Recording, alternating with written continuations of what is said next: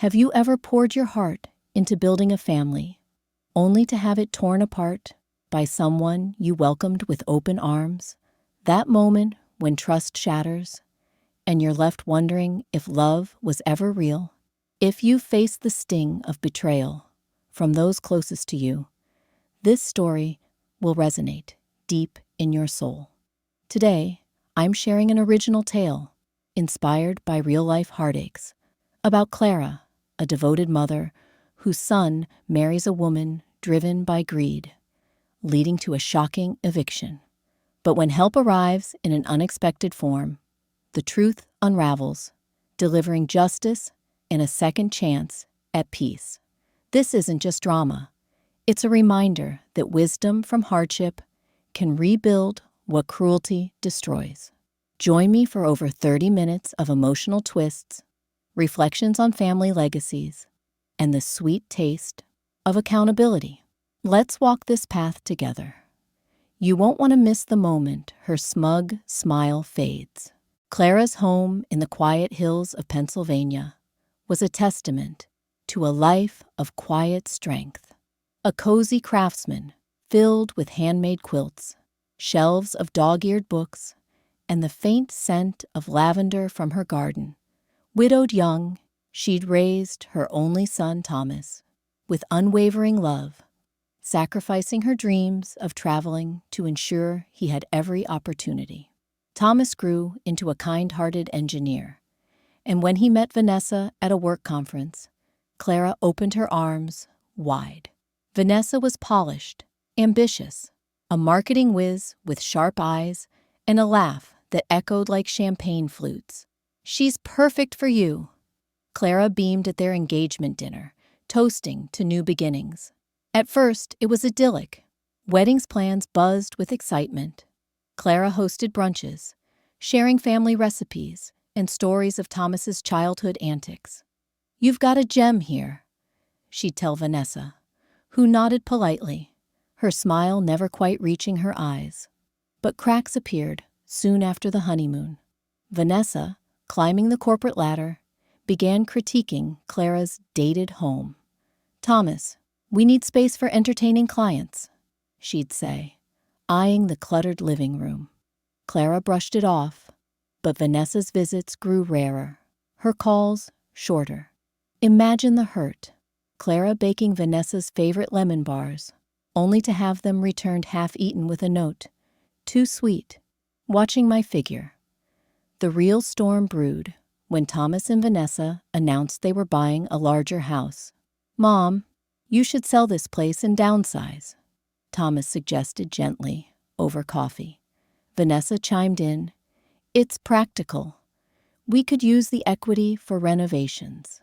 Clara's heart sank. This house held her husband's memory, her son's first steps. But to keep peace, she agreed to list it. What she didn't know was Vanessa's hidden agenda, whispering to Thomas that Clara was holding them back with her old-fashioned ways. As moving day neared, tensions simmered, leading to an explosive confrontation that would leave Clara homeless and heartbroken. The closing on Clara's house happened on a crisp autumn morning, leaves swirling like forgotten promises. Thomas helped load the last box into storage, his face lined with guilt. "Mom, we'll find you something nice nearby," he promised, hugging her tightly. Vanessa stood at the door of their new McMansion, arms crossed, tapping her designer heel. "Hurry up, Thomas. We have the realtor coming at noon." Clara, with her modest suitcase and a potted lavender plant, turned to say goodbye. That's when Vanessa's mask slipped. "Actually, Clara," Vanessa said, voice dripping honeyed venom, "we've decided it's best if you don't stay with us. Our home office needs the guest room, and frankly, your habits might disrupt our lifestyle." Clara froze, the words landing like blows. "Habits? I've only ever tried to help." Vanessa shrugged, unfazed. "Thomas agrees. It's for the best. We've arranged a senior living tour for you this afternoon. Details are in your email." Thomas looked away, mumbling, "It's temporary, Mom." But as Clara stepped onto the porch, rain starting to fall, Vanessa shut the door with a decisive click, a smug smile playing on her lips. "Finally, some peace," she whispered to Thomas, who forced a grin, relieved the drama was over. Devastated, Clara sat on the wet steps, phone in hand, dialing old friends who were away or unable to help. Hours passed, the rain soaking her coat, as she reflected on years of sacrifices. The college fund she'd emptied, the holidays alone so Thomas could thrive. Was it all for nothing? She whispered to the empty street. Just as despair peaked, headlights pierced the dusk. A sleek black limousine pulled up, its door opening to reveal a figure from Clara's past, one Vanessa never imagined. But as the car idled, Thomas and Vanessa watched from the window, her smugness intact, until she saw who emerged. The limousine's door swung open, and out stepped Reginald Harrington, Clara's estranged brother, a self-made tech mogul whose name graced billboards and whose fortune rivaled small countries. Tall, impeccably suited, with silver hair and eyes like polished steel. Reginald hadn't spoken to Clara in decades, their rift born of a youthful misunderstanding over family inheritance. But Clara's call earlier that day, voice breaking, had thawed his long frozen heart. "Sis, I'm coming." No one treats family like that. Reginald enveloped Clara in a bear hug, his driver handing her an umbrella. "Let's get you dry, and tell me everything." As they settled into the plush leather seats, Clara poured out the story, tears mixing with laughter at the absurdity. Reginald listened, fury simmering beneath his calm. That woman's about to learn what real legacy means. Meanwhile, across the street, Vanessa peered through the curtains, her smug smile widening at first, assuming it was a cab for some pitiful retiree home. But as Reginald helped Clara into the car, his face illuminated by the interior light, recognition dawned. "That's Reginald Harrington, the billionaire?" she gasped, yanking Thomas to the window. Thomas paled. "Mom knows him." Vanessa's arrogance cracked. She'd mocked Clara's simple life, unaware of the Harrington fortune Clara had walked away from to raise Thomas alone, forgoing her share to avoid family drama. As the limo pulled away, Reginald glanced back, nodding coolly at the gawking pair. Inside the car, he turned to Clara. "I've booked us a suite at the Ritz, and tomorrow we settle this." Humor lightened the moment. Clara chuckling, "Reg, you always did arrive in style." But beneath it, a plan brewed, one that would expose Vanessa's greed and force accountability. The next morning, Reginald's team descended like a well-oiled machine. Over breakfast in the hotel's sunlit atrium, croissants flaking onto fine china, Clara learned the full extent of her brother's empire. Investments in green tech, philanthropy foundations, and a legal team sharper than any knife. "You could have had it all, sis," Reginald said softly. "But you chose heart over wealth. That's why I'm fighting for you now." Clara reflected on her choices, the lonely nights, the pride in Thomas's independence, realizing her wisdom lay in love, not ledgers. Word spread fast. A local reporter, tipped by Reginald's PR, ran a story. Billionaire's sister evicted by son's wife. Hidden Harrington heirloom exposed. Vanessa's smugness evaporated as calls flooded her phone. Clients pulling deals, friends gossiping. "How was I supposed to know?" she wailed to Thomas, who paced, guilt gnawing. "You never asked, Van. You just assumed Mom was nothing." Desperate, Vanessa confronted Clara at the hotel lobby, heels clicking like accusations. "This is ridiculous. Tell your brother to back off. We're family." Clara, composed, replied, "Family doesn't evict, but blood does endure." Reginald intervened, offering a deal. Vanessa would publicly apologize, return Clara's heirlooms, stolen during the move, and fund a trust for Clara's comfort.